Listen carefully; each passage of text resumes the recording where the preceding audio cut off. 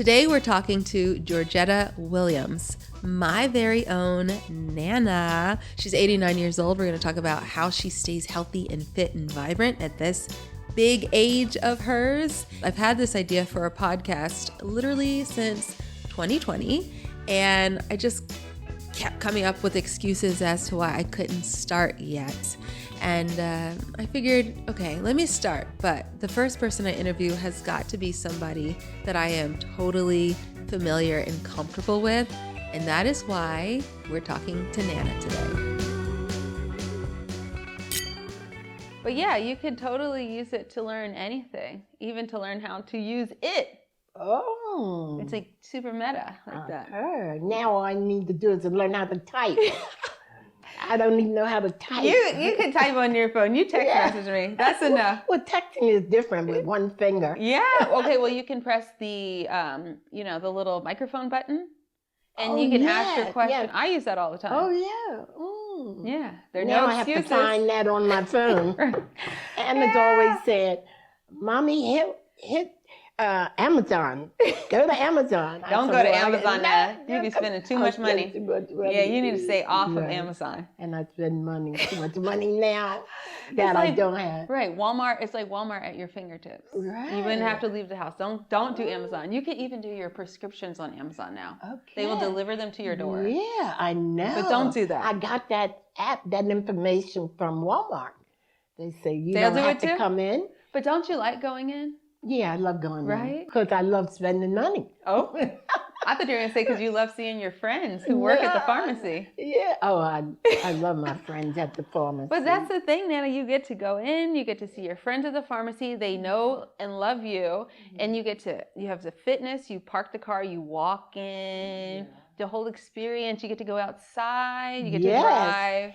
And by the way, today when I was waiting for your mother, I stood outside 15 minutes. Oh. Over 15 minutes. And to get that light. I got my son. Okay. It's so important. It is very important. Yeah. And I even go on my phone and do the exercises that they show, with your hands. Yeah. With your feet and everything. Exactly. That's why you're young and youthful. Yes, I'm young and I'll be 89. 89. I'll be 89 in May. That's crazy. Yeah. But you're inspiration because you do all those things, Nana. And a lot of young people even, I feel like we are so used to using our devices, our phones, ordering everything to our door. Right. And especially after COVID, a lot of people got really accustomed to being at home, ordering everything directly to their door, that convenience. And even there's a fear. Some people even still have a fear of I don't want to run into so-and-so. I don't want to leave the house. What if something happens? And they won't go out. I'd say you got to keep it moving. Yeah. I tell all my cousins that are in their 80s, keep it moving. Exactly. Regardless, that's even if you just move your toes, your legs and all while you're sitting down. That's true. Yeah. That's so true. I keep it moving. Exactly. Also, another thing Max was telling me the other day. So I don't know if you were aware of this, Anna, but like a couple of years ago, it became this big... It was like sitting is the new smoking. Sitting down is as bad for you as smoking. Right. And so people started shifting to getting standing desks so that when they're working, they're no longer sitting. Right. They're standing. Or they'll, alternate between both because the desks often go up and down. Right. But now some people are saying, well, standing is just as bad. It's not about standing or sitting. It's about moving. Right. It's about moving your whole body and being active all day long. Right. And even if you're standing at the counter and cooking, I stand on my toes. Nice. Stand on your toes. Because I don't want to end up in the hospital again. I don't think I would have came through what I came through if with my broken hip or hip, whatever was happening to my head. I wouldn't have came through it that way if I hadn't exercised. Right. Yeah. Exactly. Because even the therapist told me, said, "Mr. Jetta, you're doing so great. We can't believe it. They couldn't believe it, how good I was doing." And remember the year before you fell and I don't know, it was like a fracture of your wrist. It was something really minor. But if it were, I think also if you hadn't been exercising, if you hadn't been active, then it would have been worse then.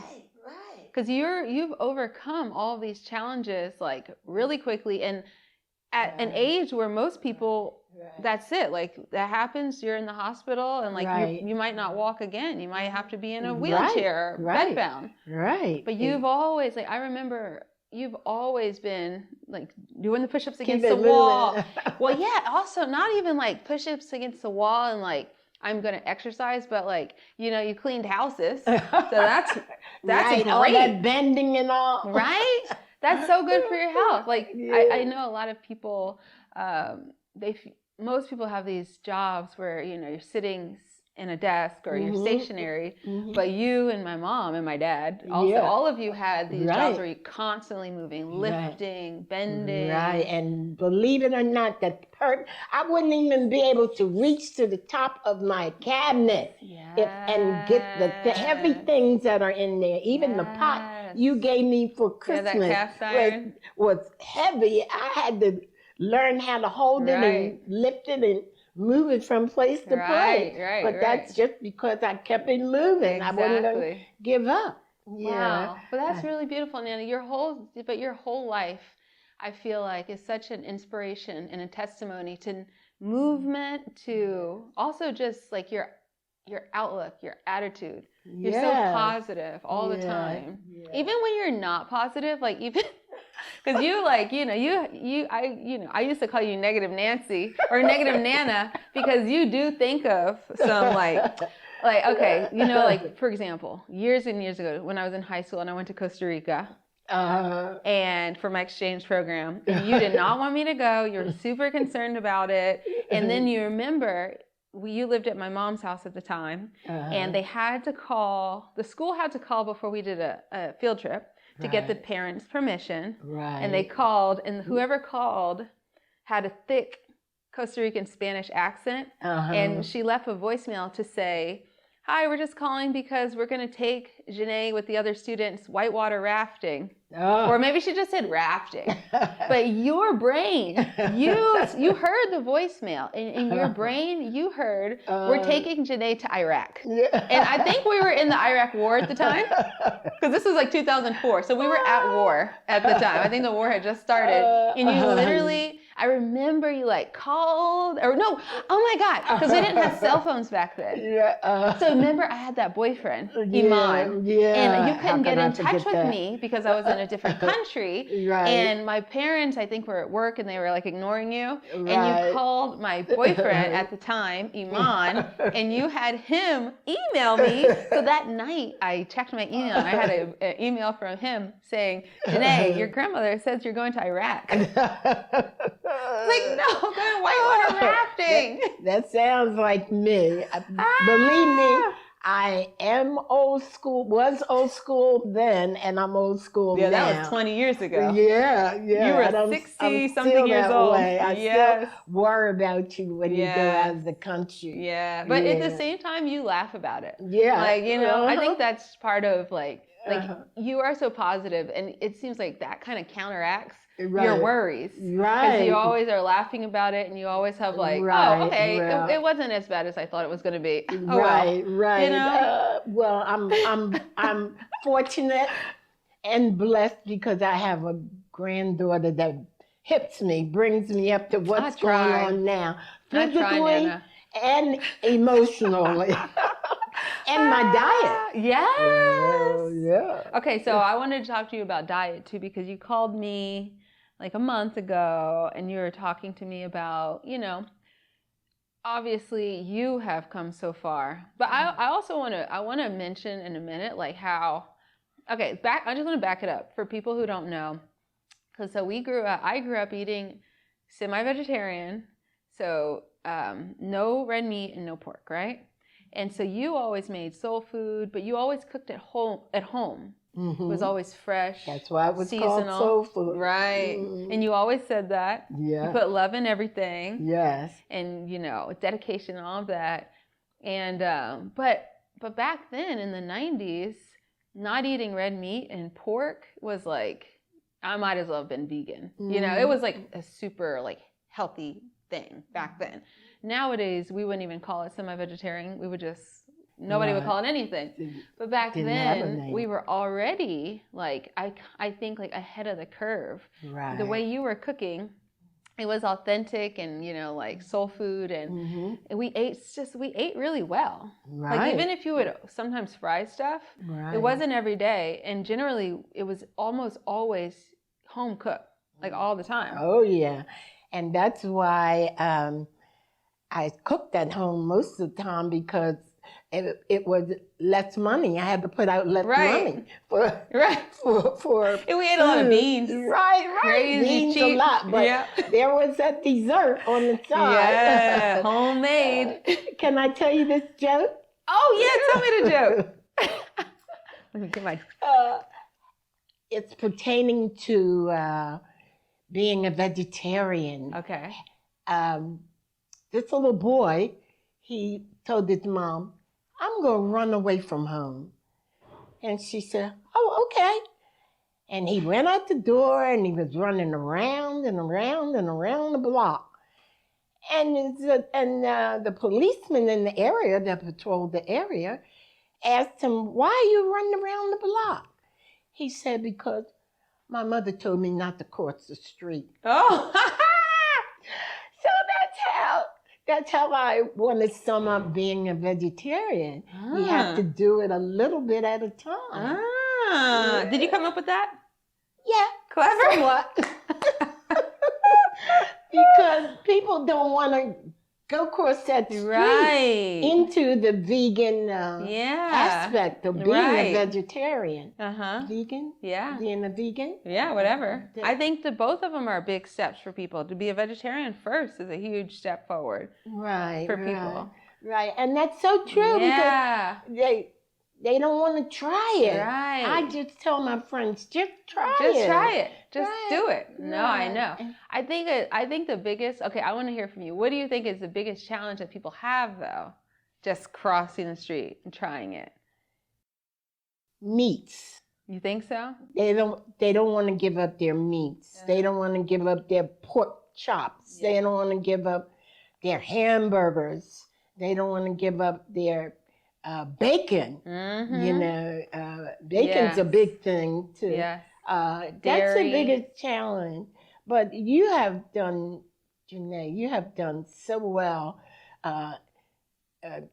transferring that taste. It's only taste. Yeah, exactly. You know? That's true. Transferring that taste to the vegetable. You have done such a great job doing that. You can emulate bacon. You can emulate chicken. Yeah. With the mushrooms. Yeah, not only with mushrooms, you do it with cauliflower. Oh, yeah. Cauliflower chicken is the bomb. That's true. I ate the whole cauliflower. Did you? Well, listen, good.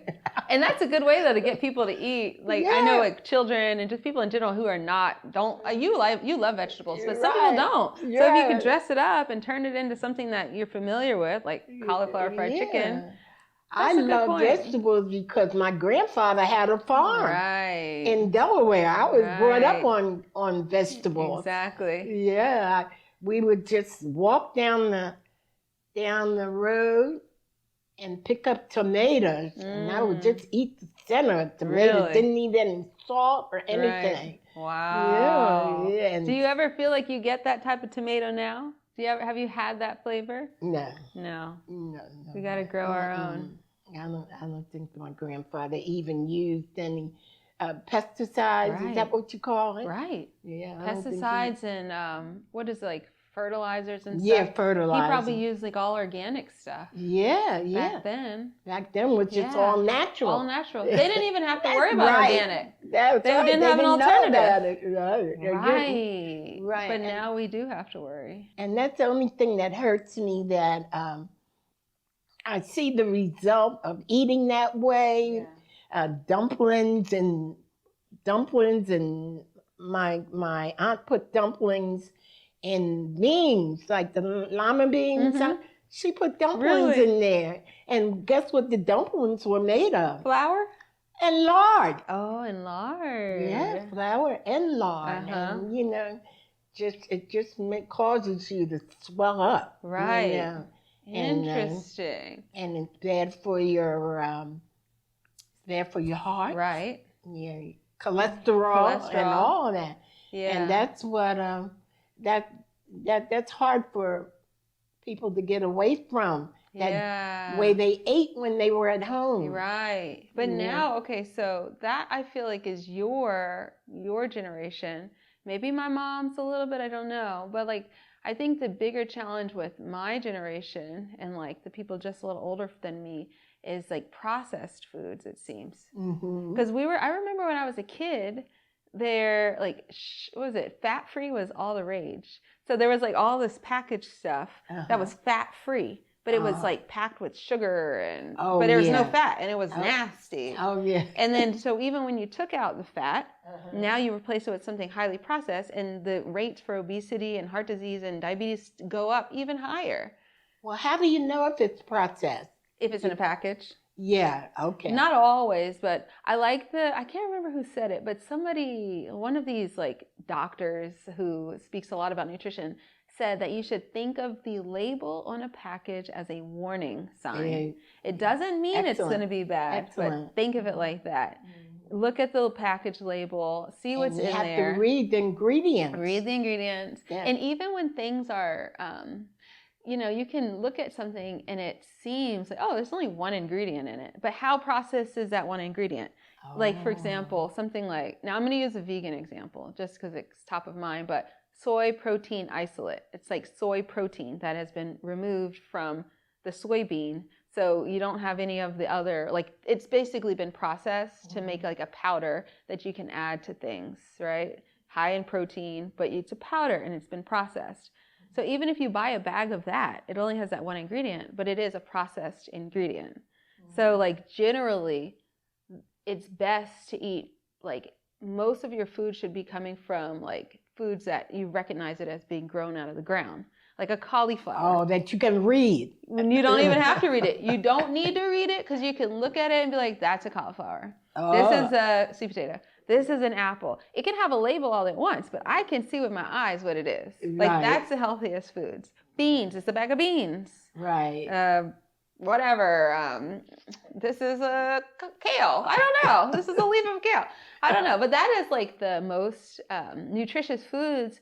But I think generally like in America and in the whole world now, increasingly so, we're relying more and more on processed foods. Even the vegan, you see all this vegan processed food. I see, yeah, you're so right. much now. You're absolutely right. Yeah. No more everybody raise their own food and all. That's why my cousins and all that I communicate with that are older, I talk to them about that too all the time. Right. I said, but they're trying. They just have to cross that street. Exactly. I like that. Don't keep running around the block. Right. You're right. I like exactly. that. Nana, Patty thought you have the best quips. And she had like a shirt that she has good quips too, but it was like Nana's quips. So I'm going to have to, I think I wrote it down and I think we should print those as t-shirts. But that's a good one. Yeah. But what do you think, like, okay, well, you called me a month ago, right? So back to that. And you were talking about generational like habits and how hard it is to break. It does seem like that is one of the most difficult things for people to cross the street. Right. You're used to doing something and your grandma and your mom or whatever has done it too. Like how do you, because you, like our family, ours, like part of the family, you, me, my mom, we do things pretty differently. But what made it so that you could do it differently so that we could do it after you? Well, Janae, you're doing that because when I talk to my cousins that weigh 300 pounds and maybe more, I always tell them, matter of fact, the ones that don't weigh that are younger and that are actually doing their cooking, I say, go to my granddaughter's website, sweetpotatosoul.com. Right. That's how they can change it. Yeah. They just have to, and they have time. They have no excuse. Yeah. That's what they have to do. They have to want to do it themselves. That's true. And realize the significance of not doing it. Look how I lost weight. Right. I was close to 300 myself. I know. I have a picture on my desk of you. Yeah. You were, but I was a kid. But yeah, you have lost a lot of weight. And I do see old pictures of you. I was like, I didn't even know that was that big.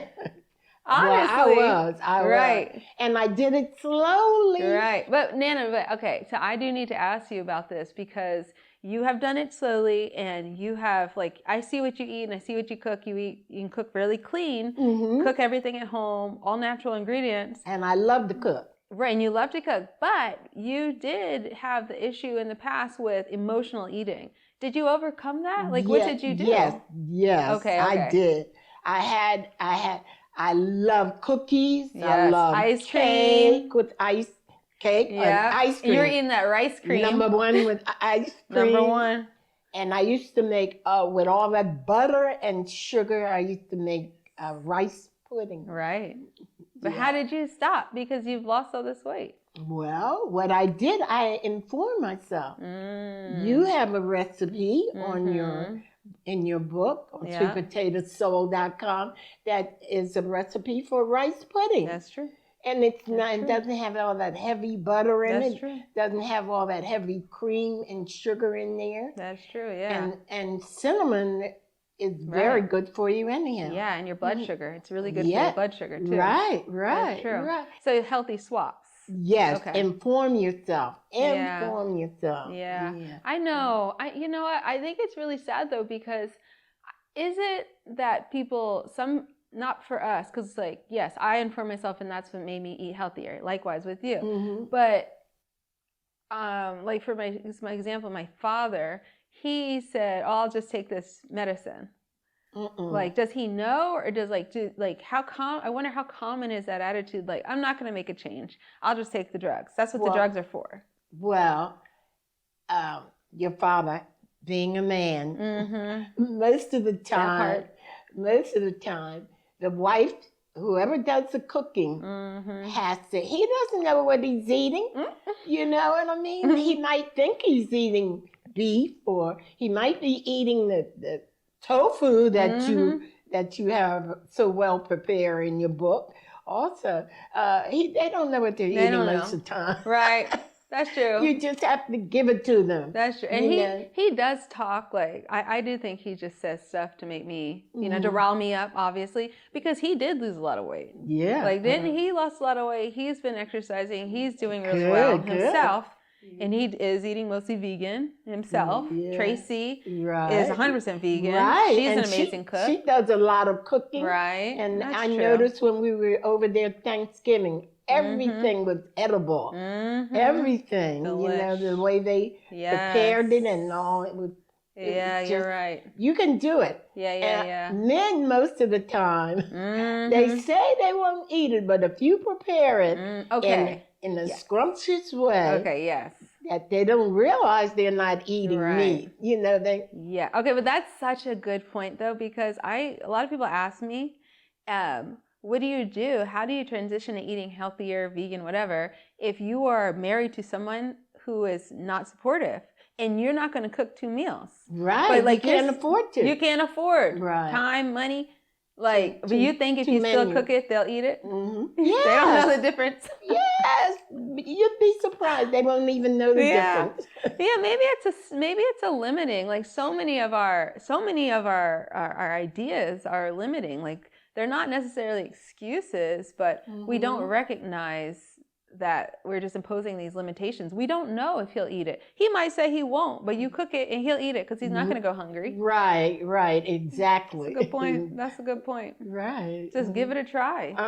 Yeah. And I think it's important for people, women, heads of households, to put themselves first. Like, you shouldn't be out here suffering and you've got high blood pressure, you've got diabetes, and you really want to eat better, but you're like, oh, I can't because my husband isn't going to like I can't afford too many. Right. Or my children won't eat it. And children, they will eat what's put in front of them. But if you have a major health event where you can't be in the house cooking anyway, because of the lifestyle and the food, your kids and your husband are going to have bigger problems, right? Well, you can always prepare something ahead of time and put it in the refrigerator. They're not going to go out of their way to prepare something different if there's something in the refrigerator. That's right.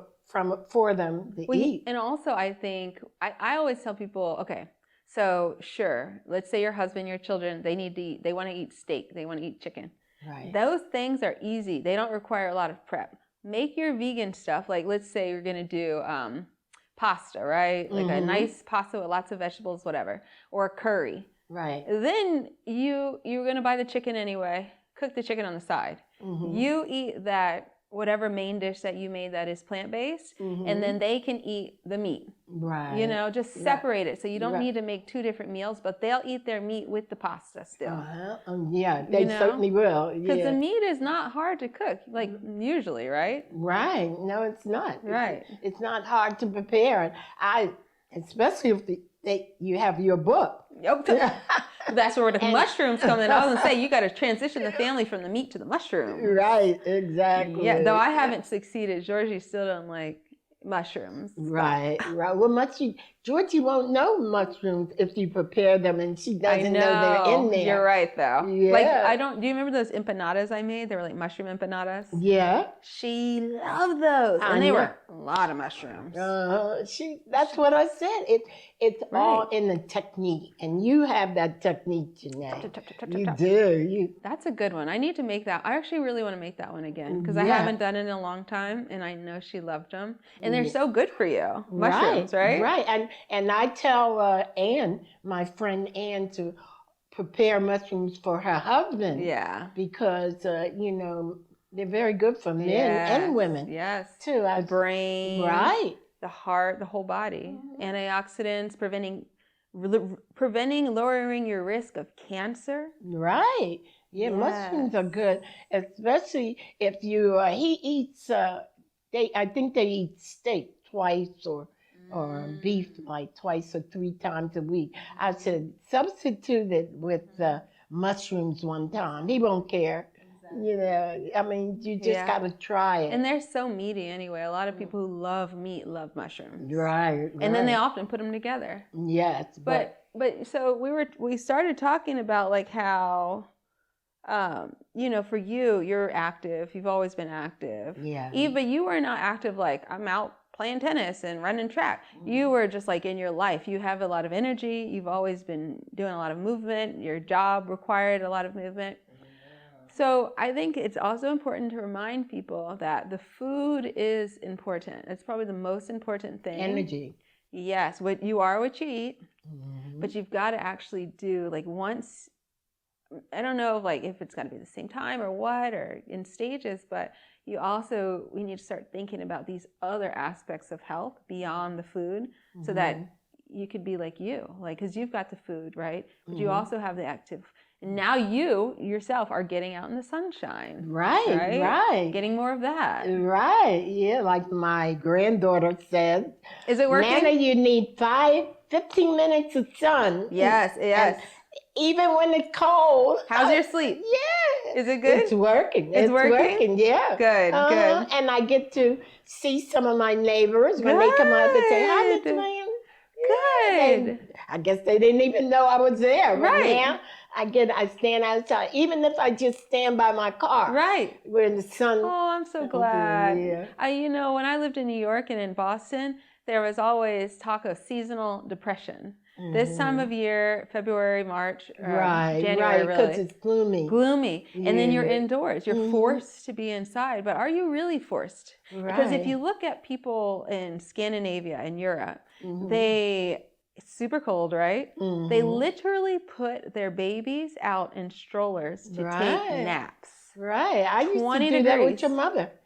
Yeah. Doesn't matter how cold, the babies sleep so well. They're bundled up, of course, right? Right. But they sleep so well. They have the exposure to fresh air, to sunlight. Exactly. So for us, even if we're in Boston like I was or New York, it's like it is a limiting belief that we can't go out and still. The sun is still coming through the clouds, right? It is still going to work on your brain. It is still going to, reverse that seasonal depression. And you feel good. You feel good and rejuvenated. And like you said, you get to see your neighbors. Yes, I get to see my name. They say, "Hi, Miss Williams, are you okay?" Yeah, before you came here today, I had my coat on because right before y'all got here, I was on the back porch and I was cold. It was so cold. So I just put my coat on. And yesterday we did the same thing, but then I had Max come and build us a fire. Because then sit by the fire. Yeah, okay. I was wondering if you're still building the fire. Oh, yeah. Yeah. We hadn't done it in a while, but yeah. I also, you remember when I exercised 3 times a week? Yes. Who did I exercise with? Silver Sneakers. Yeah. Yeah. And you get to interact with your old and doty friends like you. I love it. But no, you need, I think that's important. Okay, so Silver Sneakers, and that's national. Anybody can do that anywhere. And your insurance pays for it. Ooh, that's even better. Yeah. Okay, you know what I want to talk about actually? Speaking of Georgie right here.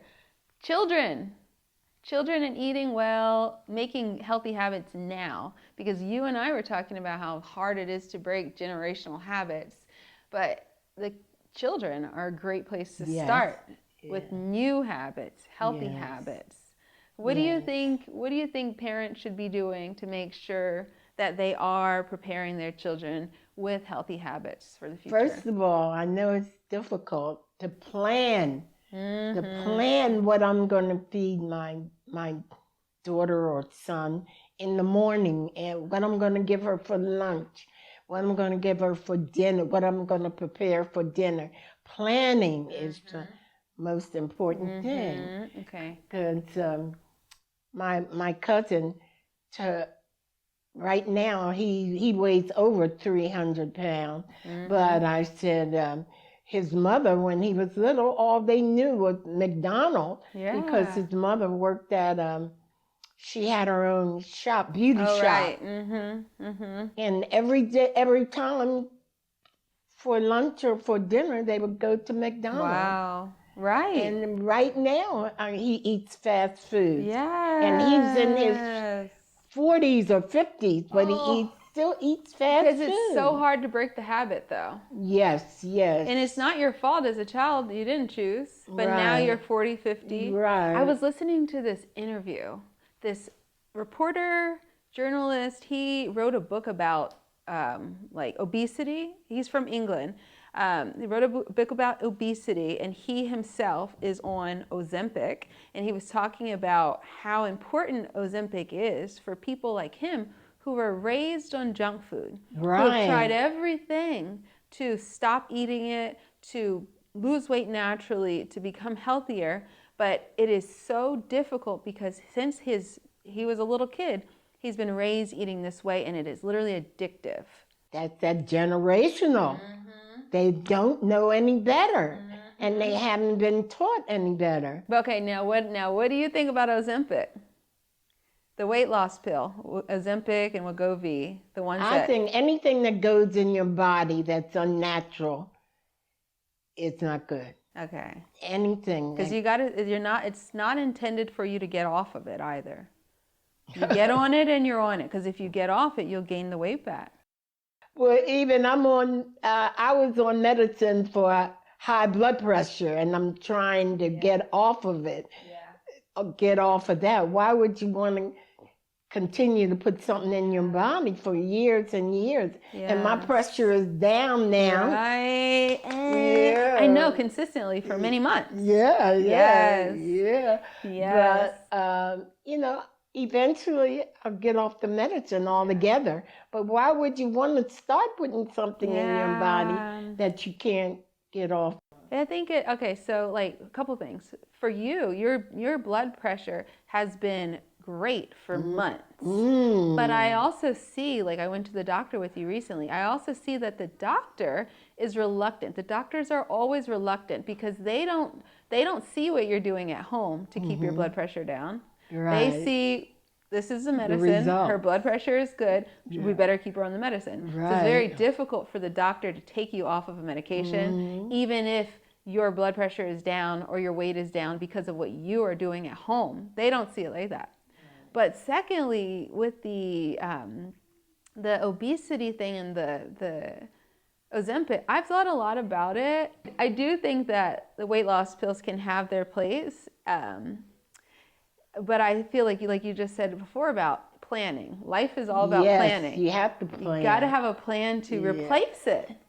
Like you yourself, you were on way more high blood pressure medications. Oh, yes. You started eating healthier. You started making those healthy swaps. Now you're on fewer medications. And I'm losing weight. You've lost weight. The weight helps too. Yes. Helps bring your pressure down. Yes. Yeah, by eating right, eating differently. But I think Ozempic could serve as a stopgap for people who can't make the decision to, okay, I'm just going to go plant-based, or I'm just going to get rid of all the processed foods. I think if you are in the predicament where you feel like you cannot stop eating the unhealthy foods, if you take the weight loss pills like Ozempic and make a plan, okay, I'm going to be on Ozempic for this period of time, and while I'm on Ozempic, I'm going to, because now I'm not even craving McDonald's, right? Mm-hmm. You don't crave McDonald's. You don't want to drink as much alcohol, if at all. Right. So now that I'm off of my cravings, now I'm going to do my research. I'm going to start meal prepping. I'm going to figure out what is the way forward so that I can replace this drug with a lifestyle that doesn't require any drugs, that is linked to longer lives, that is linked to lower risk of disease. Like, you don't actually, I think if you have the right mindset and make a plan and are committed to yourself, I think that is a good way. I think Ozempic can be a good, like stepping stone, basically. Right. And I know somebody that's on it, and he said that he's trying to make up his mind how much weight he wants to lose. So it's telling me that he can do it himself. Interesting. Yeah, he has to make up. He wants to make up his mind how much weight he wants to lose, how far he wants to come down. Interesting. But I said, well, you can do it yourself if you're trying to make that type of decision. But our food system is so we're talking, with the McDonald's, with processed food, it is all created to addict us. Yeah, it's like it's working on our brains. Right, it's tricking us that we need to eat this. It's like I can't pass Chick-fil-A. I got to pull in and wait in this 1 hour line to eat this junk. And my cousin, he commutes from Philadelphia to Camden, and on his way, I know he stops at one of those fast food places. And gets exactly what he wants. Exactly. That fried chicken and all, It's that also, it gives you that, I remember, because, Chick-fil-A used to be my favorite. I remember that dopamine hit, though. When you open the little box, and then I like the barbecue sauce. And you might have a toy. And they now they got them little books in there. They're trying to educate the kids. Open it up, and things are hot. The fries, the waffle, I understand. I remember. It feels so good. It tastes so good. It's addictive. I fully get it.